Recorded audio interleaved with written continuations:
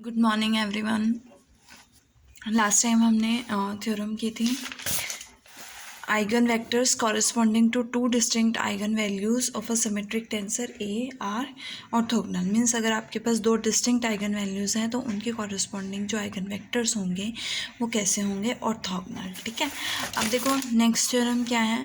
For a symmetric tensor A there exist at least 3 eigen vectors that are mutually orthogonal. Symmetric tensor A के लिए आपके पास कम से कम 3 eigen vectors exist करेंगे जो कैसे होंगे, म्यूचुअली ऑर्थोगोनल होंगे। और कह सकते हैं हम कि एक सिमेट्रिक टेंसर के कम से कम 3 म्यूचुअली परपेंडिकुलर प्रिंसिपल डायरेक्शंस होती हैं।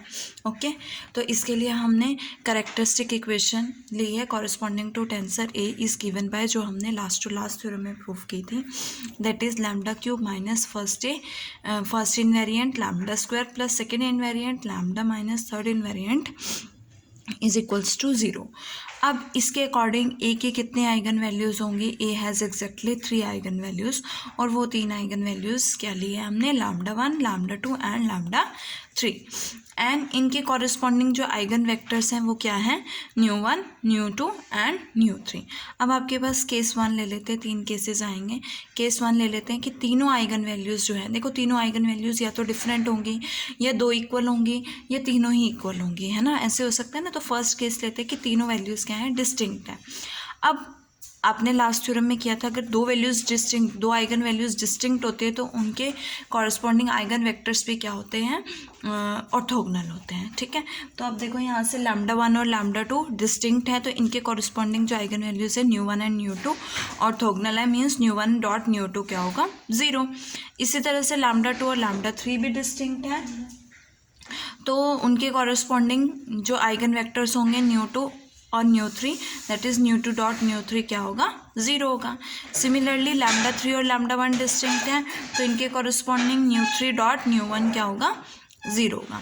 तो न्यू 1, न्यू 2 न्यू 3 तीनों क्या हो गए, म्यूचुअली ऑर्थोगोनल हो गए। ये था आपका फर्स्ट केस। अब आता है हमारा सेकेंड केस। सेकेंड केस क्या है, suppose 2 of the 3 eigen values are equal, कि 3 आइगन वैल्यूज़ में से कोई 2 आइगन वैल्यूज़ इक्वल हैं और एक अनइक्वल है। तो let lambda 1 is equals to lambda 2 and is not equals to lambda 3। अब लैम्डा 1 लैम्डा 3 के इक्वल नहीं है, मतलब लैम्डा 1 और लैम्डा 3 डिस्टिंक्ट हैं। इट मीन्स इनके कॉरेस्पॉन्डिंग आइगन वेक्टर्स क्या होंगे, ऑर्थोगोनल होंगे। मीन्स न्यू 1 डॉट न्यू 3 क्या होगा, 0। सिमिलरली लैम्डा 2 लैम्डा 3 के इक्वल नहीं है, तो न्यू 2 डॉट न्यू 3 किसके इक्वल होगा, 0 के इक्वल होगा। अब आते थर्ड की बातें, तो उसके लिए हमने कोई यूनिट वेक्टर लिया है इन द प्लेन। किस प्लेन में लिया है, न्यू 1 एंड न्यू 2 प्लेन में। अगर वो न्यू 1 और न्यू 2 प्लेन में लिया है तो it means u vector is coplanar with nu 1 and nu 2। तो एक स्केलर्स एग्जिस्ट करेंगे alpha and beta such that u vector is equals to alpha nu 1 plus beta nu 2। ठीक है, along direction along unit vectors हम लोग इस तरह से लिख सकते हैं ना, अल्फा टाइम्स। जैसे आप लिखते हो ए वेक्टर को कैसे लिखते हो, A1 i cap plus A2 j cap plus A3 k cap. इसी तरह से 2 डायरेक्शंस हैं तो कैसे लिखेंगे, alpha nu 1 plus beta nu 2। You vector को ए से मल्टीप्लाई किया, आपके पास क्या आया, इसको इस तरह से A न्यू 1 राइट कर सकते हैं, इसको A न्यू 2। A न्यू 1 जो है वो किसके इक्वल हो गया, according to definition lambda 1 nu 1, है ना। आइगन वैल्यूज़ की डेफिनेशन के अकॉर्डिंग A न्यू 1 किसके इक्वल होगा, लैम्डा 1 न्यू 1 के। और सिमिलरली A न्यू 2 किसके इक्वल होगा, लैम्डा 2 न्यू 2 के। अब देखो यहाँ से ए यू की वैल्यू क्या आई है, alpha lambda 1 nu 1 plus beta lambda 1 new 2। Because lambda 2 किसके इक्वल है, लैम्डा 1 के इक्वल है। तो यहाँ से लैम्डा 1 कॉमन लोगे, आपके पास ये आएगा, तो A u is equals to lambda 1 u. तो यू क्या हो गया आपका, इसके कॉरेस्पॉन्डिंग आइगन वेक्टर हो गया, किसके कॉरेस्पॉन्डिंग, लैम्डा 1 के कॉरेस्पॉन्डिंग। अब यू तो हमने यू वेक्टर तो आर्बिट्रेरी लिया था, तो इट फॉलोज दैट कोई भी हम यूनिट वेक्टर लेंगे और जो न्यू 1 न्यू 2 के कोप्लेनर होगा वो क्या बनेगा, लैम्डा 1 के कॉरेस्पॉन्डिंग आइगन वेक्टर बनेगा, है ना। यू इज़ हमने आर्बिट्रेरी चूज़ किया था, तो इसलिए अगर यू के प्लेस पे हम कोई भी वेक्टर लेते हैं जो कि कोप्लेनर है किसके साथ, न्यू 1 और न्यू 2 के साथ, वो क्या होगा, लैम्डा 1 के कॉरेस्पॉन्डिंग आइगन वेक्टर होगा। ओके तो देयरफॉर यहाँ पे कितने कोप्लेनर आइगन वेक्टर्स होंगे, infinitely many coplanar eigen vectors होंगे। और इन्हीं वेक्टर्स में से हमने एक वेक्टर चूज़ किया है u2, जो किसके कोई ना कोई एक ऐसा वेक्टर एग्जिस्ट करेगा ना जो न्यू1 के ऑर्थोगोनल होगा, है ना। तो वो हमने क्या चूज़ किया, u2 चूज़ किया, और u2 क्या है, वो न्यू1 के ऑर्थोगोनल है, और u2 हमारा आइगन वेक्टर भी है। तो अगर न्यू1 डॉट u2 ये ऑर्थोगोनल है इसके, तो न्यू1 डॉट u2 क्या हो जाएगा, 0 हो जाएगा। इसी तरह से u2 डॉट न्यू3 और न्यू3 डॉट न्यू1 क्या हो जाएगा, 0। और 3 आइगन जो 3 आपके पास वेक्टर्स आए हैं आइगन वेक्टर्स, वो क्या है, mutually orthogonal, means at least 3 mutually orthogonal eigen vectors exist करेंगे। ओके नाउ केस थर्ड है, suppose all the 3 eigen values are equal, ठीक है। In this case λ1 is equals to λ2 is equals to λ3। तो then the characteristic equation क्या बनेगी आपकी, λ minus λ1, λ minus λ2 और λ minus λ3। और λ3 भी λ1 के इक्वल है, λ2 भी λ1 के इक्वल है। तो यहाँ से λ1 माइनस λ का whole cube is equals to 0 आएगा। और इसे डिटर्मिनेंट फॉर्म में लिखोगे तो आपके पास ये वैल्यू आएगी। अब देखो a11 यहाँ पे क्या है, a22 a33 is equals to λ1 है। ये किसकी वैल्यू होती है आपकी, a minus λi is equals to 0 होता है। तो a की वैल्यू क्या है, λ1 है, मीन्स a11 a22 a33 λ1 है, और बाकी सारी वैल्यूज़ क्या हैं, 0 है। सो a किसके इक्वल हुआ, λ1 i के इक्वल हुआ। u वेक्टर मल्टीप्लाई करोगे तो a u is equals to λ1 u। तो a has infinitely many eigen vectors, जैसे आपने u को आर्बिट्रेरी लिया, इसी तरह से और भी बहुत सारे आइगन वेक्टर्स आएंगे जिसके कॉरस्पॉन्डिंग सेम आइगन वैल्यू λ1 आएगी। और इन वेक्टर्स में से हम कोई भी 3 वेक्टर्स ऐसे चूज़ कर सकते हैं जो कि म्यूचुअली ऑर्थोगोनल होंगे ही होंगे। तो thus in this case also there exist 3 mutually orthogonal eigen vectors for a। Okay अब देखो नेक्स्ट थ्योरम है आपकी, given a symmetric tensor A there exists a coordinate system with respect to which the matrix of A is diagonal। कोई symmetric tensor A है, उसके corresponding एक coordinate system exist करेगा, जिस कोऑर्डिनेट सिस्टम के according आपकी जो मैट्रिक्स A होगी डायगोनल होगी। डायगोनल मीन्स उसके a11 a22 a33 के अलावा जितनी भी वैल्यूज़ होंगी वो सारे क्या होंगे, 0 होंगी। ओके सेकेंड डेफिनेशन है, given a symmetric tensor A if the coordinate axis are chosen along the principal directions of A। क्या लिए हैं हमने coordinate axis, principal directions of A के अलोंग लिए, then with respect to these axis matrix of A क्या होगी, diagonal होगी। Okay now let A be a second order symmetric tensor. अगर ये सेकेंड ऑर्डर सिमेट्रिक टेंसर है तो according to last theorem 3 mutually orthogonal eigen vectors exist करेंगे। वो 3 mutually orthogonal eigen vectors मैंने क्या लिए हैं, न्यू1 न्यू2 एंड न्यू3। If we take coordinate axis along this, और इसके अलोंग हम इन 3 वेक्टर्स को कोऑर्डिनेट एक्सिस के अलोंग लेते हैं, form a rectangular Cartesian coordinate system बनाएगा। देखो ये डायग्राम शो किया हुआ है, x1 के अलॉन्ग न्यू1 एंड x2 के अलॉन्ग न्यू2 एंड x3 के अलॉन्ग न्यू3। अब यहाँ से क्या आएगी, ए आई जे न्यू1। अगर न्यू1 के कॉरस्पॉन्डिंग हम लिखते हैं तो ए आई जे न्यू1 जे किसके इक्वल होगा, λ1 न्यू1 आई। ये आइगन वैल्यूज़ और आइगन वेक्टर्स के डेफिनेशन के अकॉर्डिंग है। यहाँ पे λ1 आइगन वैल्यू होगी, कॉरस्पॉन्डिंग आइगन वेक्टर क्या होगा, न्यू1 होगा। Okay now multiply equation 1.43 by nu one i. आपने क्या करना है, न्यू1 आई से मल्टीप्लाई करना है। यहाँ से जे को 1 पुट करो, आई को 1 पुट करो, किया, आई को 1 जे को 1 पुट कर दिया। तो यहाँ से क्या आएगा, देखो λ1 nu one 1 square plus nu one 2 square plus nu one 3 square. देखो इधर से भी आप 1 2 3 ओपन करोगे, इधर से भी करोगे, तो आपके पास जो न्यू1 2 और न्यू1 3 की वैल्यू होगी वो 0 होगी। क्यों, बिकॉज अलॉन्ग x1 एक्सिस है, तो x1 एक्सिस के देखो यूनिट वेक्टर के कोऑर्डिनेट्स क्या होते हैं। अगर मैं न्यू1 के लूँ तो 1 कॉमा x2 के लॉन्ग 0 होता है और x3 के लॉन्ग 0 होता है, बिकॉज वो x1 एक्सिस के लॉन्ग लाई करता है, ठीक है। तो यहाँ से आपके पास a11 लैम्डा 1 आ जाएगा।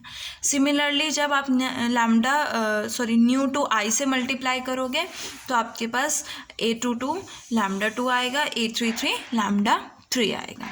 नाउ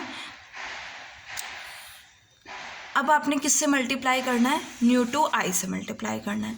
देखो यहाँ पे जब आप वैल्यू, ये तो न्यू 1 के कॉरस्पॉन्डिंग ली थी, जब आप न्यू 2 और लैम्डा 2 के कॉरस्पॉन्डिंग लोगे तो a22 क्या आएगा, लैम्डा 2, और सिमिलरली 3 के कॉरस्पॉन्डिंग लोगे तो a33 लैम्डा आएगा।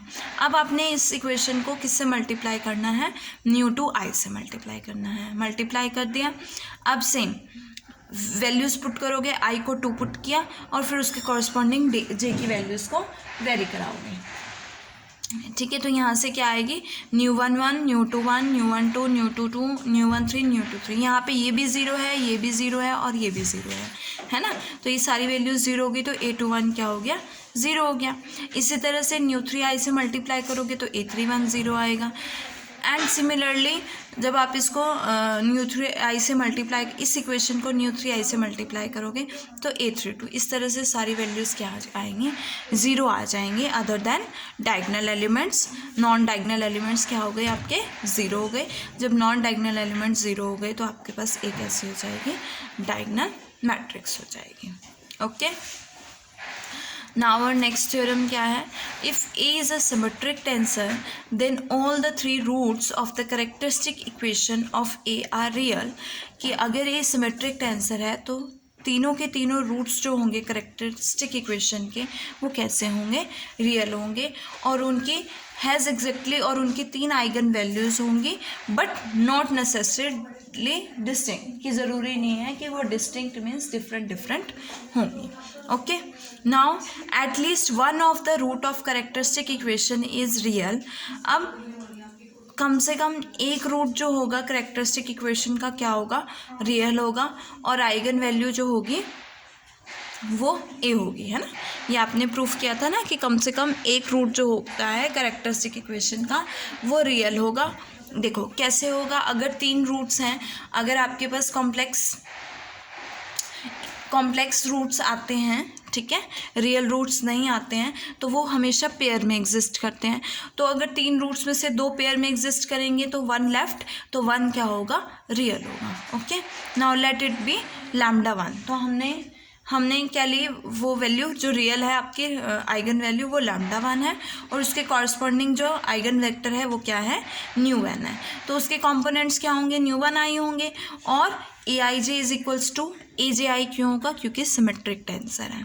तो आपके पास aij nu 1j is equals to lambda 1 nu 1 i according to definition आएगा। अब आपने कोऑर्डिनेट सिस्टम इंट्रोड्यूस करना है xi dash such that x1 dash is along the vector nu 1, that is e1 dash is equals to nu 1। For this system we have, आपके पास L1i की value क्या होगी, e1 डैश डॉट ai। ये आपने Lij की value भी की थी कि Lij is equals to ei dash dot ej। Okay, अब e1 डैश किसके इक्वल है, न्यू 1 के इक्वल है, तो यहाँ से न्यू 1 डॉट ei हो गया, और न्यू 1 डॉट ei को आपने किससे रिप्रेजेंट किया, न्यू 1i से रिप्रेजेंट किया, ठीक है।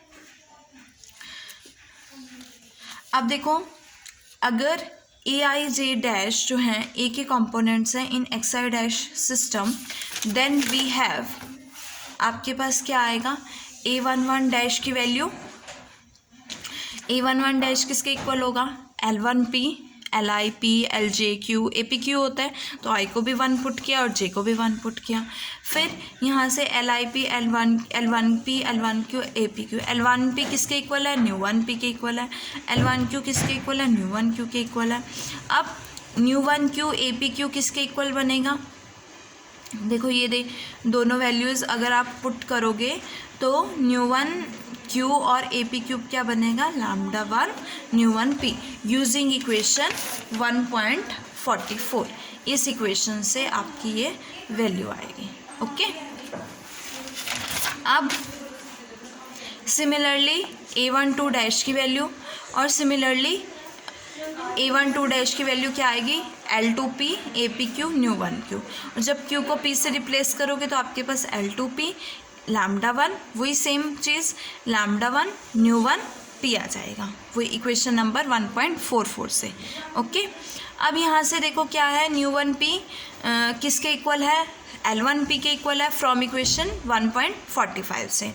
तो L2P और L1P क्या बनाएगा, del2 1 बनाएगा, और del2 1 किसके इक्वल होगा, 0 के इक्वल होगा, तो ये वैल्यू क्या हो गई, 0। A12 डैश क्या हो गया, 0 गया। यहाँ पे A11 डैश क्या आया था, λ1 आया था, और A12 डैश क्या आ गया, 0। A13 डैश क्या आ गया, देखो यहाँ से करेक्टरिस्टिक इक्वेशन बनेगी एक ही एक्साई डैश सिस्टम में इज़ गिवन बाय क्या आएगी, λ1 माइनस λ 0 0, बिकॉज ये वैल्यूज़ आपके पास 0 आ गई हैं, 0 0 0 0। A12 अगर 0 होगा तो A21 भी 0 होगा, बिकॉज सिमेट्रिक टेंसर है, ठीक है, और ये वैल्यूज़ आपके पास एज इट इज़ है। अब यहाँ से आपके पास एक क्यूबिक इक्वेशन बनेगी, यहाँ से λ1 माइनस λ कॉमन है, तो ये 1 रूट जो है रियल है, जो हमने λ1 लिया है। तो अब यहाँ से डिस्क्रिमिनेंट फाइंड आउट करोगे, चेक करना है ना रियल है इमेजिनरी। अब डिस्क्रिमिनेंट की वैल्यू देखो क्या आ रही है, ये आ रही है डिस्क्रिमिनेंट की वैल्यू, इसका होल स्क्वायर है मीन्स पॉजिटिव वैल्यू, ये भी पॉजिटिव है और इसका भी स्क्वायर है मीन्स पॉजिटिव, तो ये पूरी वैल्यू क्या आएगी, पॉजिटिव। और जब भी वैल्यू डी जो है पॉजिटिव आएगा तो मीन्स वैल्यूज़ क्या है, डिस्क्रिमिनेंट जब पॉजिटिव होता है तो वैल्यूज़ रूट्स कैसे होते हैं, रियल, तो λ2 और λ3 भी क्या होगा, रियल होगा, और all the 3 roots of the characteristic equation क्या होंगे, रियल होंगे। ओके।